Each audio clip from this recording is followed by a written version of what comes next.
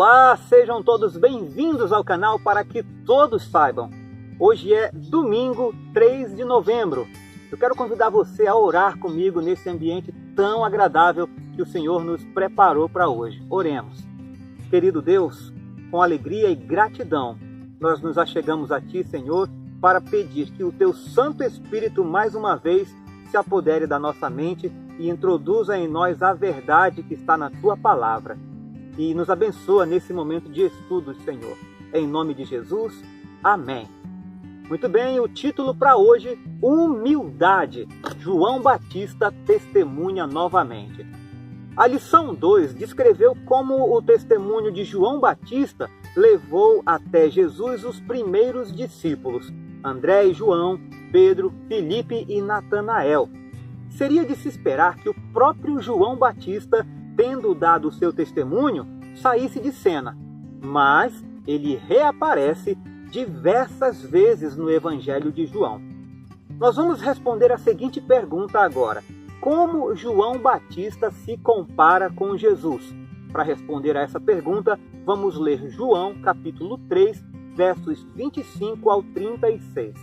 E aqui diz o seguinte: então surgiu uma discussão entre os discípulos de João e um judeu a respeito da purificação.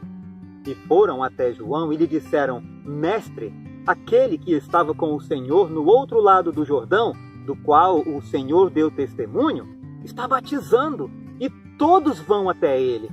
João respondeu: ninguém pode receber alguma coisa se não lhe for dada do céu.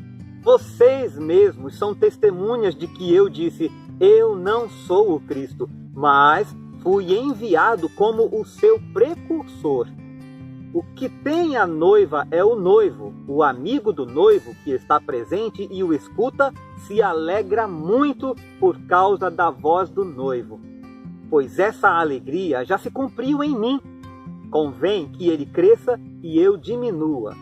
Quem vem das alturas certamente está acima de todos. Quem vem da terra é terreno e fala da terra. Quem veio do céu está acima de todos e dá testemunho daquilo que viu e ouviu, mas ninguém aceita o seu testemunho.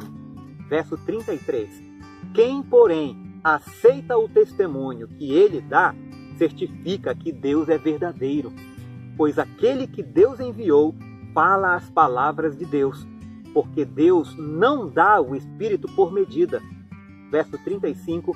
O Pai ama o Filho e entregou todas as coisas nas mãos dele. Por isso, quem crê no Filho tem a vida eterna. Quem se mantém rebelde contra o Filho não verá a vida, mas sobre ele permanece a ira de Deus. Surgiu uma discussão entre os discípulos de João Batista e um judeu a respeito da purificação, provavelmente tendo a ver com a eficácia do batismo. É interessante observar que quando os discípulos de João se dirigiram a ele, sem dúvida para tentar resolver a questão, mencionaram Jesus, dizendo: está batizando e todos vão até ele.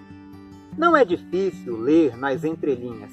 Eles tinham inveja de Jesus por causa do mestre deles e por causa de si mesmos. Seria muito fácil para João ceder à inveja, mas ele não o fez, porque sabia qual era a sua missão. Em vez disso, lembrou aos seus discípulos que jamais tinha afirmado ser o Cristo. Pelo contrário, ele veio apontar para o Messias, preparar o seu caminho e ser uma testemunha dele. Leia João 1, versos 6 ao 8. Usando a ilustração de um casamento, João Batista se autodenomina amigo do noivo, tendo Jesus como o noivo. A noiva, portanto, seria o povo de Deus. Compare com Oséias 12, 16 a 23 e com Isaías 62, versos de 1 a 5. Então, em palavras que revelam a verdadeira grandeza de João, ele diz: convém que ele cresça e eu diminua. João 3, verso 30. João 3, verso 31 ao 36, continua a comparação entre Jesus e João Batista, mostrando a superioridade do Messias sobre seu precursor. A ideia de testemunho é enfatizada novamente pelo testemunho de João, que aponta para Jesus. Os que recebem esse testemunho e creem em Jesus têm a vida eterna. Aqueles que não o recebem permanecem sob a ira de Deus. Isso é o que diz o texto. Deus ama o mundo e enviou o seu Filho para redimir o mundo. Mas aqueles que recusarem as dádivas que lhes é oferecida terão de pagar a pena pelos seus próprios pecados, a morte eterna. A lição termina com a seguinte pergunta para nossa reflexão: como podemos aprender a lição de humildade diante de Deus e das pessoas? O que podemos aprender com o exemplo de João sobre humildade? Vamos agora aos comentários de Ellen White.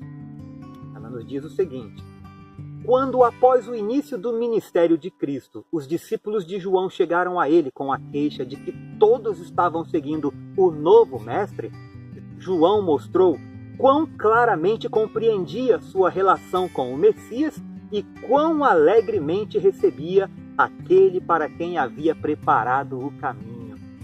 Ninguém pode receber coisa alguma se não lhe for dada do céu. Vocês mesmos são testemunhas de que eu disse: eu não sou o Cristo, mas fui enviado como seu precursor. O que tem a noiva é o noivo. O amigo do noivo que está presente e o escuta se alegra muito por causa da voz do noivo, pois essa alegria já se cumpriu em mim. Convém que ele cresça e que eu diminua. João 3, 27 a 30. Olhando com fé ao Redentor, João se elevou ao ponto da abnegação. Não buscava atrair as pessoas para si, mas queria erguer o pensamento delas cada vez mais alto, até que fixassem o olhar no Cordeiro de Deus. Ele próprio não passava de uma voz, um clamor no deserto. Então, aceitava com alegria o silêncio e a obscuridade, a fim de que os olhos de todos se volvessem para a luz da vida. Obreiros Evangélicos, página 42. O profeta João Batista aponta para o Salvador como o sol da justiça, surgindo com esplendor, e logo eclipsando sua própria luz, então tornando-se pálida e fraca na glória de uma luz maior. João, por sua alegria desinteressada no ministério bem-sucedido de Jesus, apresenta ao mundo o tipo mais verdadeiro de nobreza já revelado por um homem mortal. Essa nobreza carrega uma lição de submissão e autossacrifício para aqueles a quem Deus colocou em posições de responsabilidade. Ensina-lhes a nunca se apropriarem de honra indevida, nem deixarem que o espírito de rivalidade envergonhe a causa de Deus. A notícia que tinha sido levada a João sobre o sucesso de Jesus também foi levada a Jerusalém, e lá criou contra ele ciúmes, inveja e ódio. Jesus conhecia o coração endurecido e a mente obscurecida dos fariseus e sabia que não poupariam esforços para instigar uma divisão entre seus próprios discípulos e os de João, prejudicando assim o trabalho. Dessa forma, ele discretamente cessou de batizar e se retirou para a Galiléia.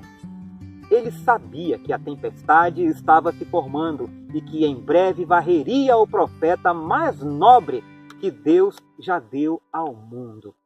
Ele queria evitar toda a divisão de sentimentos no grande trabalho diante dele e, por enquanto, afastou-se dessa região com o propósito de aplacar toda a excitação prejudicial à causa de Deus. The Spirit of Prophecy, volume 2, páginas 138 e 139.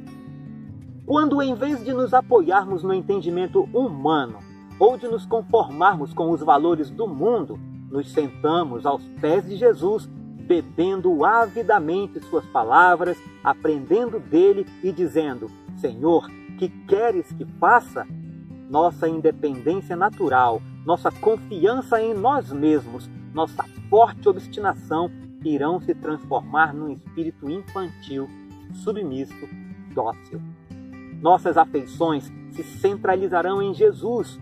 Os pensamentos serão fortemente atraídos para o céu. Cristo crescerá e eu decrescerei.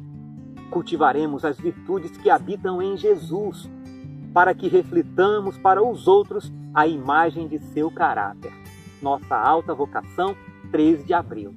Agradeço a Deus pela sua companhia, por estarmos aqui nesse lugar tão agradável mais uma vez. Aguardo você amanhã para estudarmos a lição de segunda-feira. Um forte abraço e fiquem todos com Jesus.